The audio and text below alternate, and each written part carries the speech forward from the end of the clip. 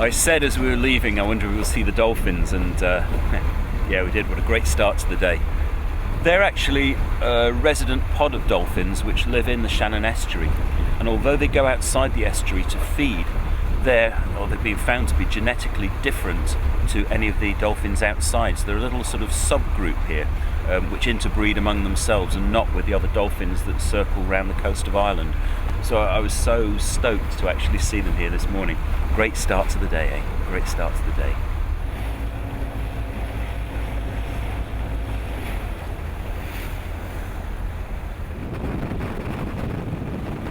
After a nightmare 4 hours, it was so good to be met by another dolphin, Dingle's resident dolphin, Fungi.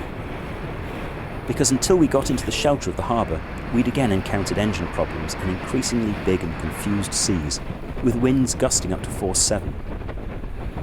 Well, we've just arrived in Dingle, and it feels like we have just about got in here as well. We left the Shannon this morning and we're cruising nice and easy, although it's quite a strong northwest and a bit of swell and chop across the way, but we're running diagonally with it, so it was alright.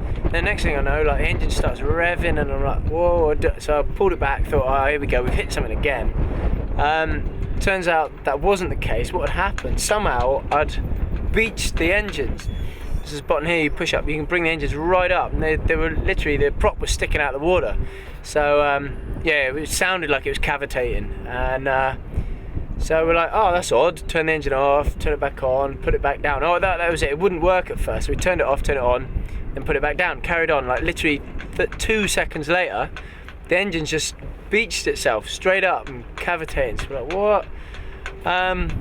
And basically it kept doing it. We started chugging on one engine, but we had quite a way to go. Then we heard on the radio that the forecast was 4 to 5 and occasionally 7 off the headland. So we're like, yeah, I don't know. And then started having engine problems. It was pretty interesting, and it got bloody wet, like soaked. So basically, we made it there by John forcibly holding the button down and keeping the engines in check. And it was a constant battle.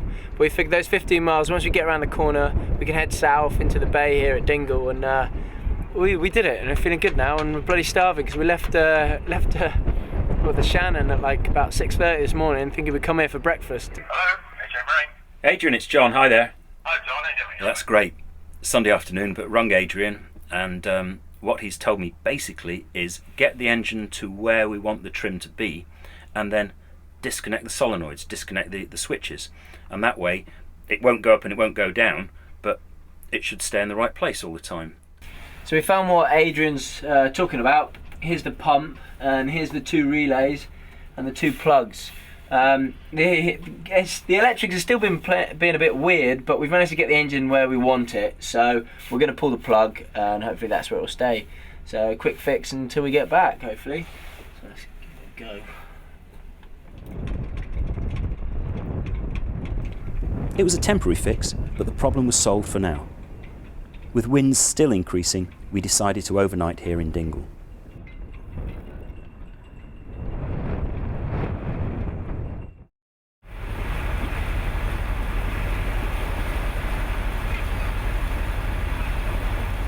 One thing we've learnt on this trip is you go to bed on a bad weather forecast and you ignore it because you just get up in the morning and see what the weather's actually like. And this is one of those classic mornings.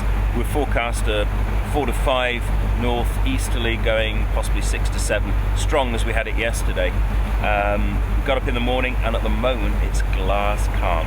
6 o'clock in the morning, typical Kerry morning with the clouds just on top of the mountains.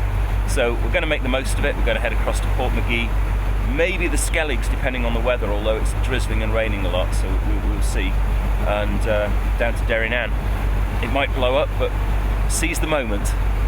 Here he comes. Next morning, Fungi again came to see us off on our voyage.